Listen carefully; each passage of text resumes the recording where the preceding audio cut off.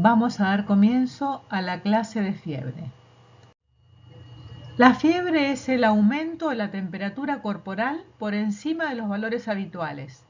Estos son entre 36,5 grados centígrados a la mañana y 37,5 por la tarde. Esta variación es lo que se denomina ritmo térmico circadiano y es de 0,6 grados centígrados. En esta diapositiva vamos a explicar la fisiopatología de la fiebre.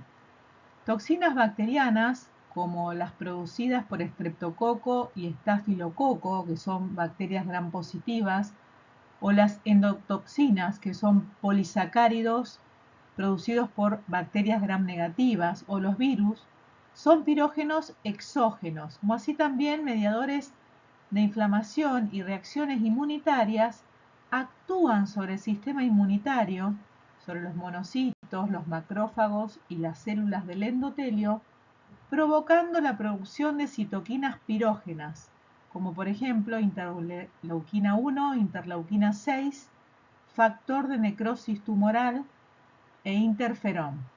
Estas, a través de la circulación, llegan al hipotálamo, al endotelio del hipotálamo anterior, y tienen un efecto, estos pirógenos endógenos, a través del órgano vasculoso de la lámina terminalis, que es un conglomerado de vasos que irrigan al hipotálamo y al tercer ventrículo.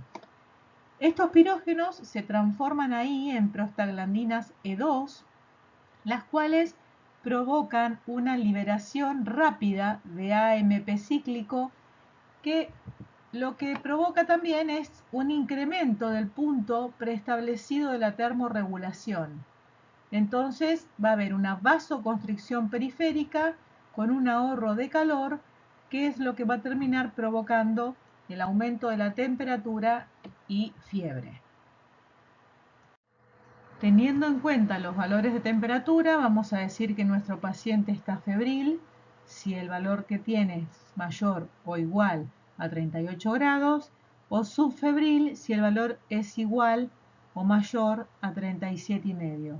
Acá tenemos algunas imágenes de pacientes febriles de distintas causas.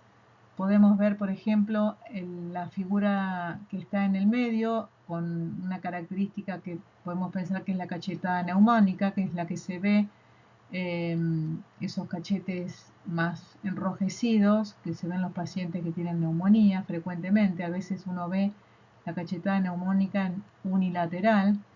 Y el paciente que está a la derecha, que se ve una imagen eritematosa en alas de mariposa, son pacientes que se ve esto característico en los pacientes con lupus, y el lupus, como vamos a ver, es una de las causas de aparición de fiebre. O sea, no solo tenemos que pensar en enfermedades infecciosas, sino otras enfermedades que no son infecciosas. Tenemos que tener en cuenta también a la clasificación de fiebre. Podemos clasificarla de acuerdo a su duración o de acuerdo al patrón que tenga. De acuerdo a la duración, vamos a decir que es aguda si dura menos de 15 días, prolongada si dura más de 15 días, y fiebre de origen desconocido cuando dura más de 3 semanas, con por lo menos 3 tomas mayores a 38,3, y sin un diagnóstico etiológico aun cuando hemos tenido al paciente internado o a veces no internado, pero bajo estudios durante por lo menos una semana. De acuerdo a su patrón, puede ser intermitente. Las elevaciones térmicas retoman a valores normales durante cada día de fiebre, por ejemplo en los abscesos bacterianos, en la tuberculosis miliar o en los linfomas. Puede ser continua cuando no presenta variaciones mayores a medio grado por día, por ejemplo en la neumonía neumocóxica. Remitente, durante su evolución nunca llega a cifras normales, y la mayoría de las afecciones febriles se presentan de esta manera. Y recurrente, cuando reaparece luego de uno o más días sin fiebre cuantificada, esta a su vez puede presentar patrones intermitentes, continuos o remitentes. Se la denomina fiebre en dromedario. En cuanto a las causas de fiebre, como podemos ver en esta diapositiva, son diversas, no siempre son infecciosas, aunque estas son las más frecuentes. Dentro de estas, las infecciosas pueden ser tanto provocadas por bacterias, virus, parásitos o micosis.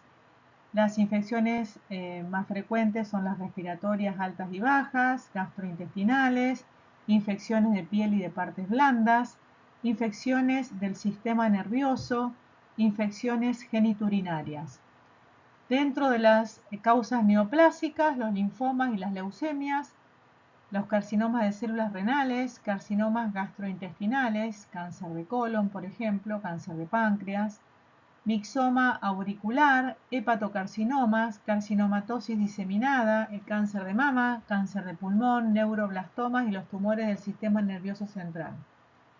Dentro de causas inflamatorias autoinmunes, la enfermedad inflamatoria intestinal, la hepatitis granulomatosa, la amiloidosis, el lupus eritematoso sistémico, polimialgia reumática, vasculitis, fiebre reumática, artritis reumatoide, poliarteritis nodosa, enfermedad de Still, tiroiditis subaguda con hipertiroidismo.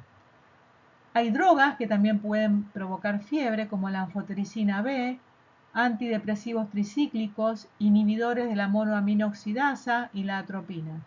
Por último, la fiebre facticia, que podemos llegar a darnos cuenta que se trata de este tipo de fiebre porque el paciente, cuando aumenta la temperatura, no está acompañado de los síntomas que frecuentemente vemos en la fiebre, como sudoración, deterioro del estado general, cefalea. Ninguno de esos está presente en el caso de fiebre facticia.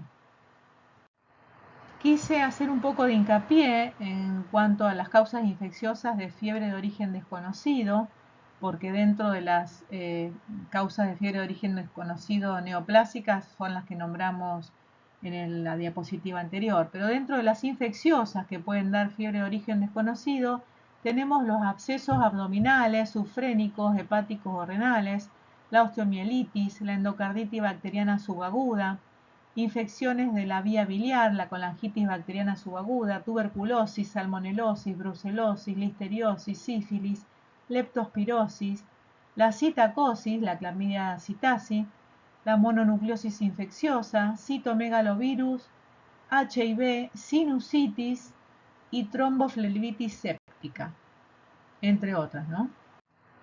Teniendo en cuenta que la fiebre es un signo, porque es algo que nosotros con un termómetro podemos constatar, tenemos que saber que este signo puede estar acompañado de otros signos, que muchos de ellos son signos de alarma, como por ejemplo la alteración de la función mental como confusión o la rigidez de nuca o de cuello, que son signos que van a aparecer en los pacientes que tienen una meningitis o también pacientes que tienen una hemorragia subaracnoidea, que además de la cefalea y estos signos que estábamos diciendo, también pueden aparecer fiebre en las hemorragias, manchas pequeñas de color rojo púrpura en la piel, o sea, petequias también se van a presentar en pacientes con meningitis o meningococo, hipotensión arterial en un paciente con sepsis, taquicardia y taquipnea, o sea, aumento de frecuencia cardíaca y aumento de la frecuencia respiratoria, dificultad en la respiración, que sería disnea,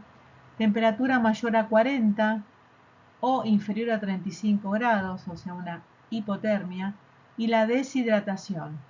Y en cuanto a los síntomas, el paciente puede tener sudoración, sensación de frío y escalofríos, dolor de cabeza, o sea, cefalea, dolores musculares, mialgias, pérdida de apetito, hiporexia, irritabilidad, astenia y fotofobia. Es importante diferenciar fiebre de hipertermia. En el caso de la fiebre, como vimos en la fisiopatología, hay un incremento en el punto preestablecido de la termorregulación, lo cual no ocurre en casos de hipertermia.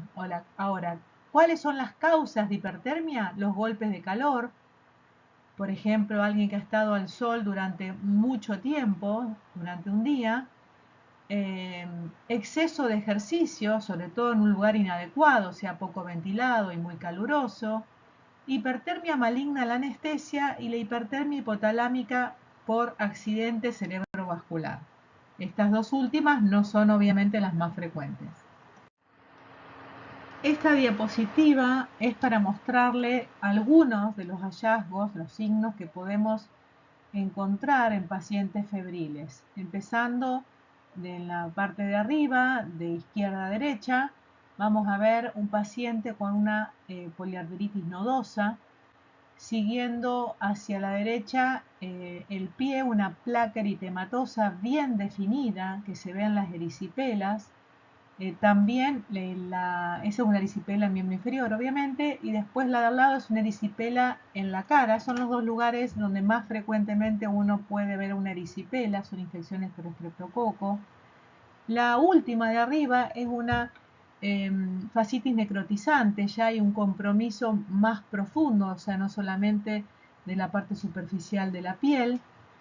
Y si empezamos a ver las de abajo, todas son causas de fiebre, la de abajo es un paciente con adenopatías por una micosis, o la diapositiva del medio, la foto del medio, que muestra a un paciente joven con adenopatías por un linfoma.